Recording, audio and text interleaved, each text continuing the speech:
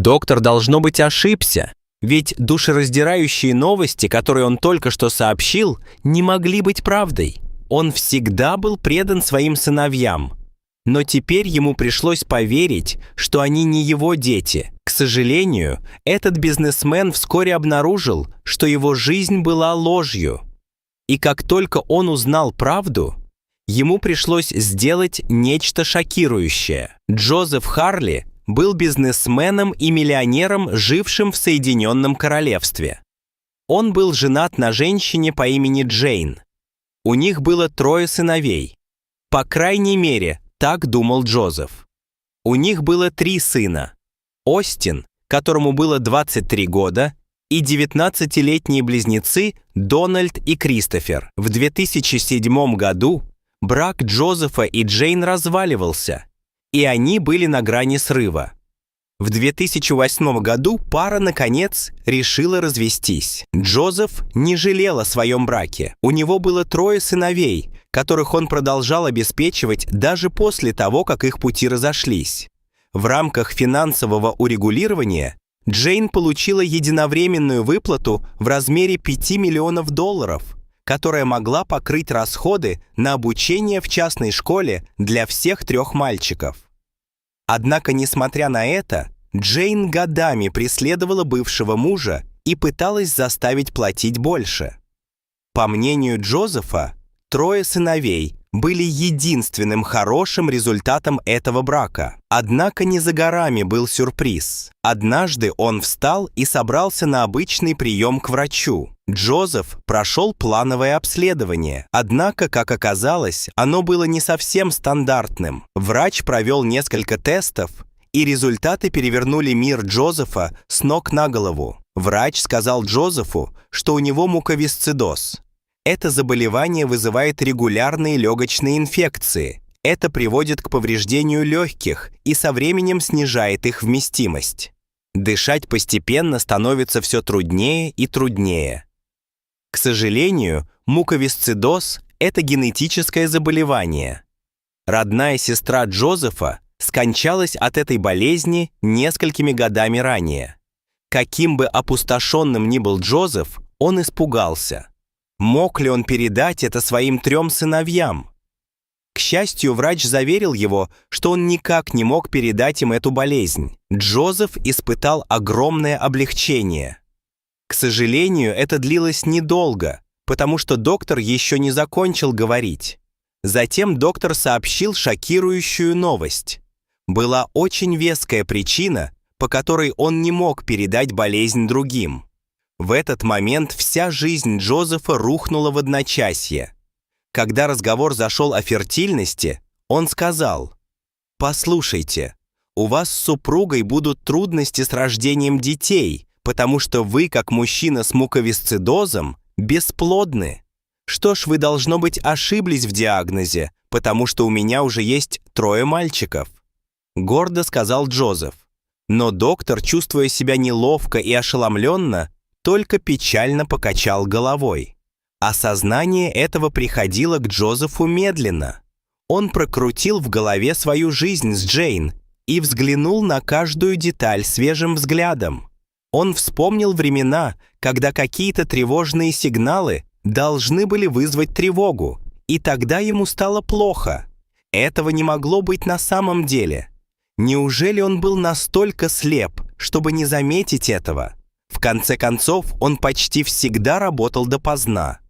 Он вспомнил случай, когда Джейн позвонила ему поздно вечером из отеля и сообщила, что ее рейс задерживается. Она сказала, что это была рабочая поездка, но появились и другие детали, о которых он до сих пор не задумывался. Сразу после того, как Джейн узнала, что беременна своим 1 сыном, она начала проявлять интерес к тому, о чем никогда не упоминала за 7 лет их брака.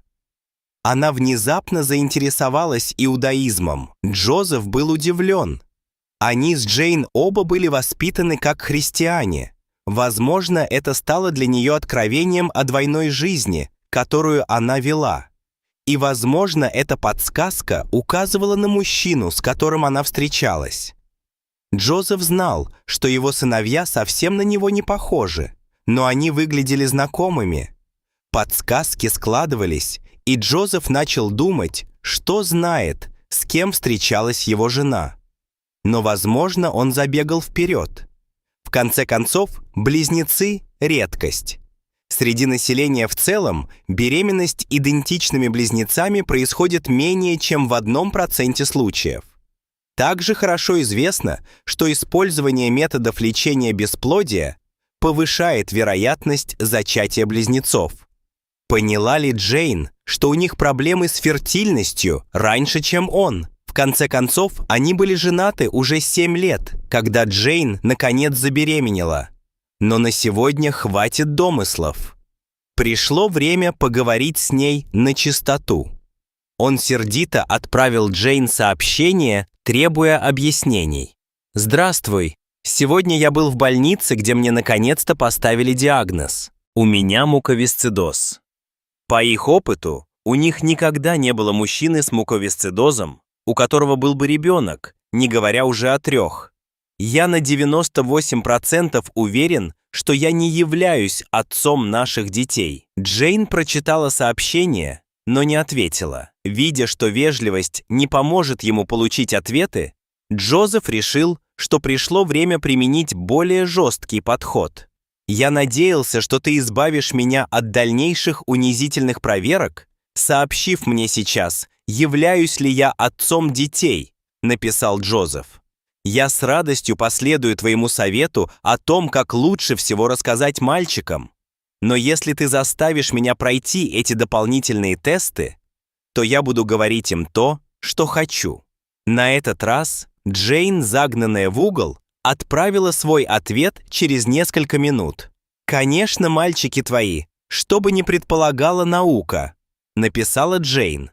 Джозеф был настроен скептически. Он подошел к своему старшему сыну, который в то время учился в университете, и все ему рассказал. Но как он воспринял эту новость? Он сказал: «Я уже опередил тебя, папа. Ты хочешь сказать, что ты, вероятно, не мой отец?» Джозеф, убитый горем при мысли о том, что он не был биологическим отцом своего сына, понимал, что это было самое трудное предложение для произнесения. Джозеф сказал своему старшему сыну, что, конечно, он все еще его отец, но он не думает, что зачал его сам. Затем, 2 дня спустя, он, наконец, получил известие от Джейн. Она призналась, что за время их 20-летнего брака она встречалась с другим мужчиной, и, что еще более оскорбительно, Джозеф даже знает его лично. Но она по-прежнему настаивала на том, что Джозеф был отцом их детей. У него не было другого выбора, кроме как получить заключение эксперта. Он знал, что последние 20 лет его жизни были сплошной ложью. Он собирался заставить ее заплатить.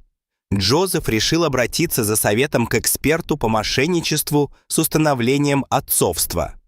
После того, как он прошел многочисленные тесты, было подтверждено, что Джозеф действительно не способен быть отцом детей. Следующим шагом было получение образцов ДНК от его сыновей.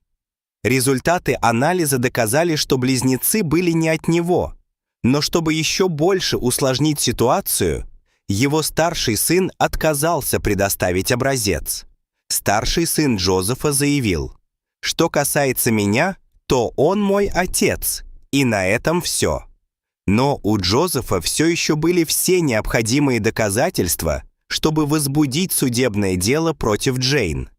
В декабре 2016 года он начал разбирательство в окружном суде Бирмингема. Конечно, это причинило Джозефу огромную душевную боль. Волновой эффект от лжи Джейн был огромным, но реакция близнецов по мере продвижения дела была совершенно иной. Близнецы по-прежнему считали Джозефа своим отцом, хотя и знали, что он не является их биологическим отцом. Один из близнецов даже прислал Джозефу потрясающее сообщение в знак поддержки.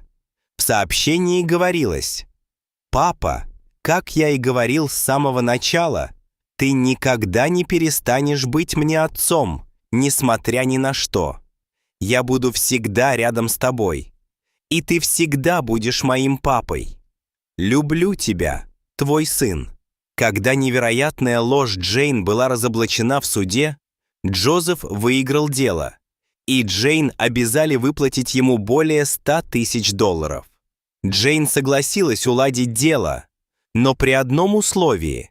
Мужчина, который является настоящим отцом их сыновей, должен остаться неизвестным. Но для Джозефа это была пустая победа, и у него было послание для биологического отца его детей. Джозеф заявил, что мальчики имеют право знать, кто их биологический отец, но настоящим папой он будет считать себя. Ведь настоящий отец именно тот, кто воспитал. Дорогие зрители, а как бы вы поступили на месте Джозефа? Расскажите, пожалуйста, в комментариях. А если вам понравилось это видео, то ставьте лайк и подписывайтесь на наш канал. До свидания.